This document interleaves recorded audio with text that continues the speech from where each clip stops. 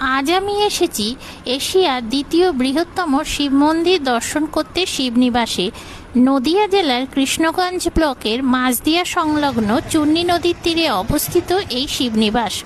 1754 সালে রাজা কৃষ্ণচন্দ্র এই মন্দিরটি নির্মাণ করেন এবং একে দ্বিতীয় কাশী হিসেবে গড়ে তোলার পরিকল্পনা করেছিলেন। শিবনিবাসের প্রধান আকর্ষণ হল এখানকার 3টি বিশাল মন্দির। এদের স্থাপত্য এবং শিবলিঙ্গের আকার সত্যিই বিস্ময়কর। এই শিবনিবাসের সবচেয়ে বড় মন্দিরটি হল রাজরাজেশ্বর মন্দির।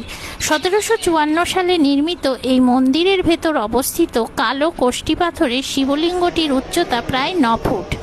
বেশি উচ্চতার কারণে সিঁড়ি করা আছে বাবার মাথায় জল ঢালার জন্য। রাজরাজেশ্বর মন্দিরের সামনেই আছে রাজরাগেশ্বর মন্দির। 1762 সালে মহারাজা কৃষ্ণচন্দ্র তার দ্বিতীয় স্ত্রীর জন্য এই মন্দিরটি নির্মাণ করেন। এটিও একটি বিরাট শিব মন্দির। এই মন্দিরে শিবলিঙ্গটির উচ্চতা প্রায় 7.5 ফুট। ভীম একাদশী, শিবরাত্রির এবং চৈত্র সংক্রান্তিতে এখানে বিশাল মেলা বসে এবং হাজার হাজার ভক্তের সমাগম হয়। এই মন্দির দুটির উল্টো দিকেই রয়েছে রাম সীতা মন্দির। 1762 সালে এই মন্দির নির্মিত হয়। মন্দিরের ভেতর কালো কোষ্ঠী পাথরের শ্রী রামচন্দ্রের মূর্তি আছে আর রয়েছে সীতা মাতা। এছাড়াও অন্যান্য দেবদেবীরও মূর্তি রয়েছে এখানে।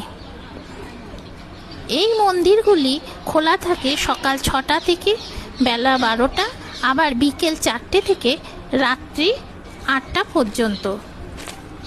শিয়ালদহ থেকে গেদে লোকাল ধরে মাঝদিয়া স্টেশনে নেমে সেখান থেকে অটো বা টোটোয় করে খুব সহজেই পৌঁছানো যায় এই শিবনিবাসে।